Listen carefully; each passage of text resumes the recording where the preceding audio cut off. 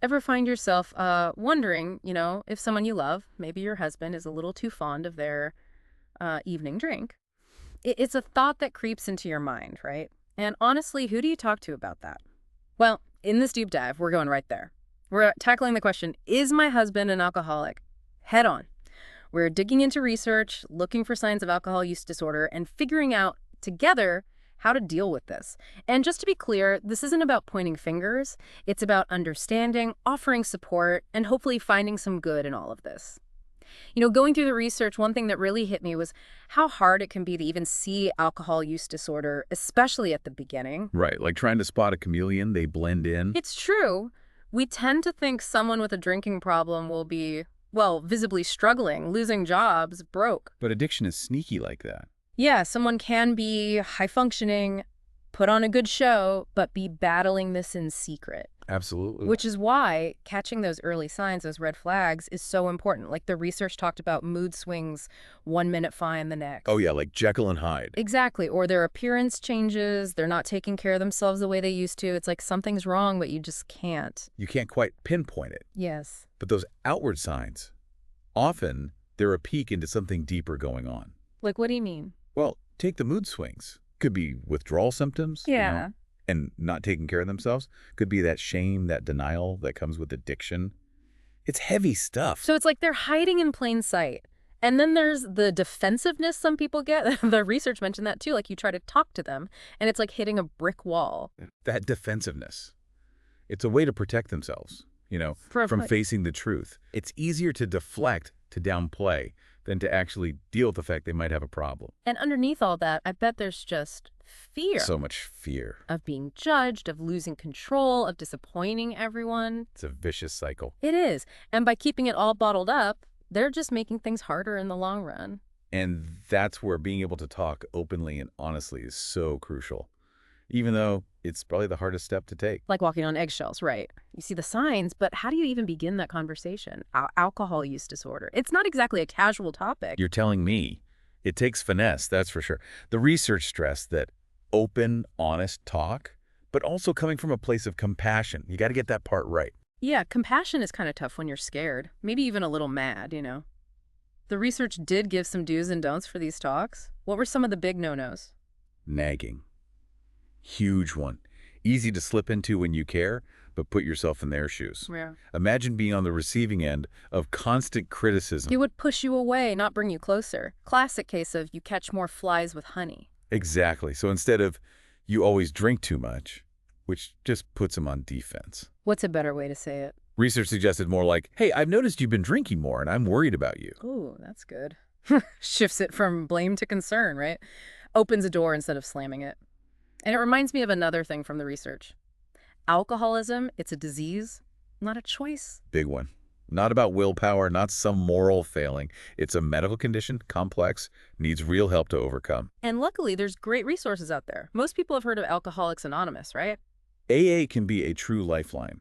What's amazing is it's all about shared experience. You're in a room with people who get it, no judgment. And for the loved ones, there's Al-Anon, like the flip side of that same coin. Right, a safe space for you if you're the one who loves someone with AUD. Find support, share what helps you cope, realize you're not alone in this. Both of those, AA and Al-Anon, they give you that sense of community. But beyond the groups, there's actual treatment options too, right? Absolutely. The research talked about behavioral therapies, medication, even detox in some cases. Used alone or together, like a multi-pronged approach. Let's break those down a bit. What exactly are behavioral therapies? How do they work for alcohol use disorder? So it gets into the head stuff, huh? Yeah, you learn to spot those triggers, the things that make you crave a drink. You learn how to cope with stress, with tough emotions in a healthier way. Like breaking bad habits, making new ones. That's it. Then there's medication. Can be a big help for some people. The research said it can help with those awful withdrawal symptoms, even make the cravings less intense. And it can help people stay on track, not slip back into old ways. Right, prevent relapse. Not an instant fix, obviously, A magic pill. but a useful tool along with therapy, the support groups. Got it. And for severe cases, there's detox. That must be rough. Detox needs to be done right, medically supervised. It's serious stuff, not a DIY project. The idea is to get through those initial withdrawal symptoms safely, then you can really focus on recovery. It's good to know there are options, but I'm sure cost is a big worry for people. It is. But there was some good news in the research. Lots of insurance plans now, even Medicaid, Medicare, cover some of the cost for addiction treatment. Really? That's great. In private insurance, they're getting better about it too. That's a relief to hear.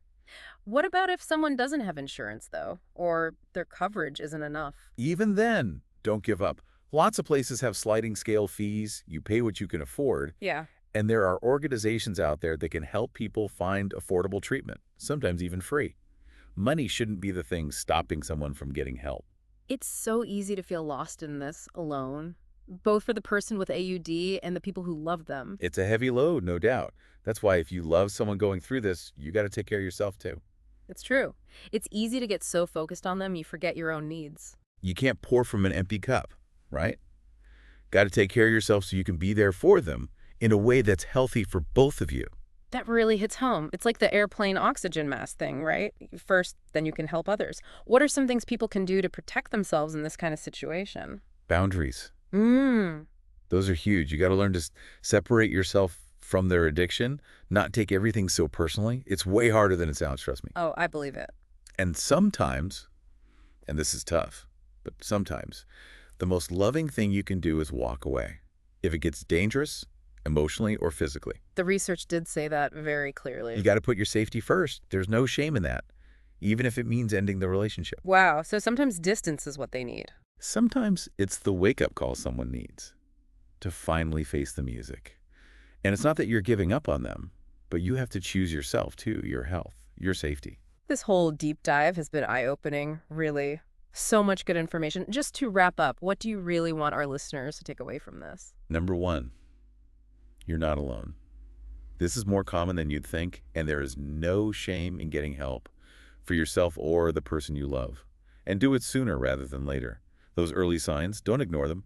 Reach out, use the resources we talked about. And remember, you can talk about this, but come from a place of love, you know? Compassion, understanding, it makes all the difference. Absolutely. And finally, take care of you. Therapy, support groups, good friends, family, whatever works. Set those boundaries. And know that it's okay to walk away if things get bad.